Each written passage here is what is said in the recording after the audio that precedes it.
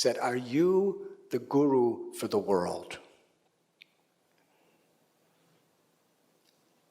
And he looked down with such a humble expression and tears in his eyes. He was just sitting on the floor. He looked on the floor. And he said, "No, I am just everyone's servant. That's all." That was his answer. And I was thinking, that's the person I want to follow. Such determination, such incredible accomplishments. And he's being proclaimed the guru of the world, and he's saying, "No, I'm just the servant of everyone. That's all." And for me, it was that type of humility that really wanted me to dedicate myself to assist him. The Bhagavad Gita, there's a beautiful verse, "Yad yad acharati srestas," which means what leaders do, common people will follow. There's a saying, you can tell how rich you are by counting how many things you have that money cannot buy. Money cannot buy love, or peace, or inner fulfillment. Our character, our integrity, the values that we hold sacred, that is what brings about a fulfilling life. And when we find that wealth within ourselves, it humbles us. We realize I'm not a master or a proprietor, I'm a caretaker. I'm a trustee of things that belong to a higher principle than just me. In the Gita, Krishna tells, I'm the strength of the strong, the intelligence, I'm the ability in people. Whatever we have, it's so much based on gifts we're receiving from nature, from God, and from so many other people. To be grateful. To be grateful means to be humbled by those gifts, to treasure their value, to utilize them with tremendous determination, tremendous insight, tremendous focus, to share what's been given to us. Not thinking I'm the giver, I'm the messenger. I remember another time someone spoke to my guru and said, thank you so very, very much for what you have given us. And he said, actually, I'm not given. He said, I'm just like a postman. It's coming from the higher powers of God and the saints and the great people. I'm just delivering the message.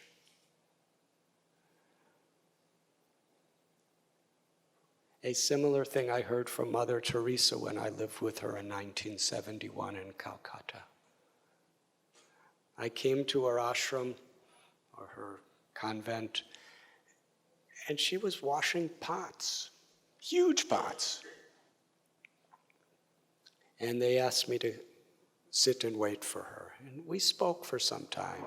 And then some people from Britain came, some journalists. And one asked, how do you do so much? She said, it's God's work. I'm just an instrument. The inner satisfaction we get from feeling that higher power and being an instrument is millions of times greater than thinking that I am doing it myself. And also, it's so much more of an incentive to give and to do everything we can. Because we're representing something or people that we believe in. Whether it's a government, whether it's a company, whether it's God or our religion, to take responsibility and understand that the integrity of what we represent is how I speak and how I act, and especially how I treat others. All of these thoughts were coming through my mind for days and days and days after I learned the underground secret of the redwood forest. The biggest tree is reaching out to make the little tiny seedlings become big like him. And the little tiny seedling knows it has the potential to be a part of an incredible forest. Every tree is dependent on every other tree.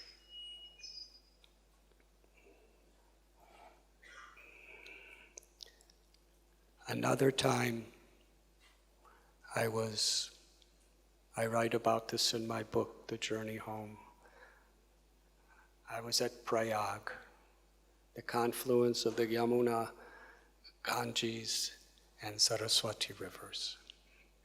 This was 1971. It was summer, and it was in the noontime. Extremely hot. I was thinking I'm going to go to the place of the Kumbh Mela, where tens and millions of people gather every year. But when I came, there was no human anywhere around, because it was just so hot.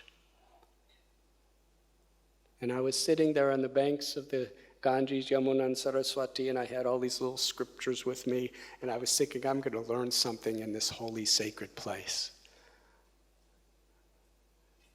And as I'm doing my meditation and reading some little scriptures, trying to get some knowledge,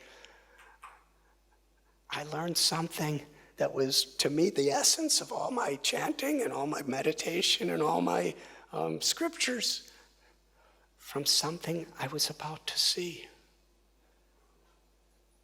It was a hawk flying just above my head, its wings expanded. It was a really big hawk, brown, white, and golden wings. He had a really sharp, curved beak and yellow, glistening eyes that were looking down with tremendous focus. And he was right above my head. It looked like he was looking at me. And there was no one around. He was circling lower and lower and lower, and I looked up, and just a few meters above my head were his claws. They looked really sharp, and they were moving like they were ready to attack. Suddenly, dove right into the river, went underwater. And then I saw a skirmish. There was all kinds of splashing and splashing and splashing. The hawk came out with a fish in his claws. And it was just a few meters away from me. I was looking, and I could see the eyes of that little fish. It was about a foot long.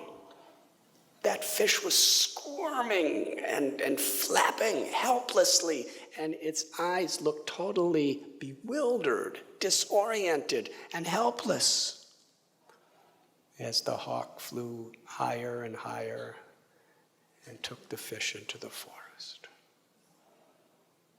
And I was thinking, what am I supposed to learn from this? There must be a message. We see these kinds of things every day.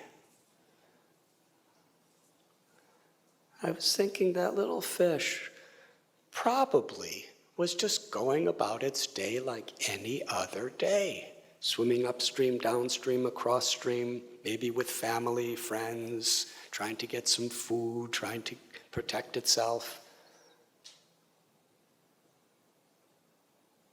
Had no consciousness that the hawk of fate was about to rip it out of its complacency, rip it out of its life.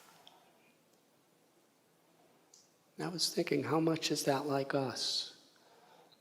Like little fish, we're swimming around with the people we know, and we're going about our routines in life, and we're going through the challenges of life, but we don't know that any moment something could really rip us out of that state.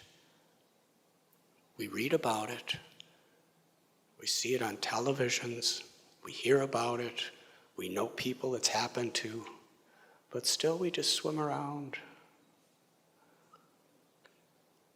Complacency. When we understand the realities of this world, then we really put our consciousness on what really matters. Sometimes we just become so distracted. In the Bhagavad Gita, Krishna tells Arjuna what really matters and says that doesn't mean you should give up your duties. You should perform your duty with your full vigor and concentration, but understanding what your higher purpose is. Then success, failure, victory, defeat, honor, dishonor, these things come and go like the seasons. But our roots are in the real values that we're representing. The ultimate value is the love that's within all of us.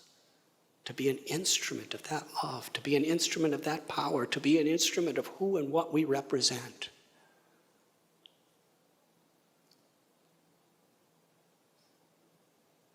Because we don't know what's going to happen in this world. There are so many uncertainties.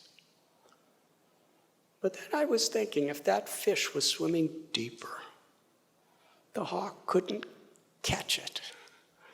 So similarly, in whatever we're doing in our life, if we're doing it on a superficial level, near the surface, then we're subjected to all the different hawks of fate and destiny that may grab us.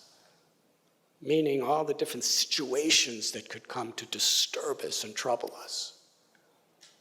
But if we find that inner satisfaction in a deeper place, in our values, in our character, in our integrity, in our love, if we find that, then whatever may happen in the world, it can't change the quality of our life. If a house is built on a strong foundation, it can endure any storm. If a house, however beautiful it is built on shifting sand, then with a storm it crumbles.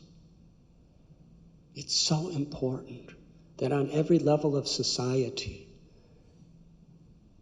we learn to find and develop that inner foundation of our life, those inner roots of our life, and empower one another, inspire one another, encourage one another to be the best we can. And in doing so, we grow. Thank you very much.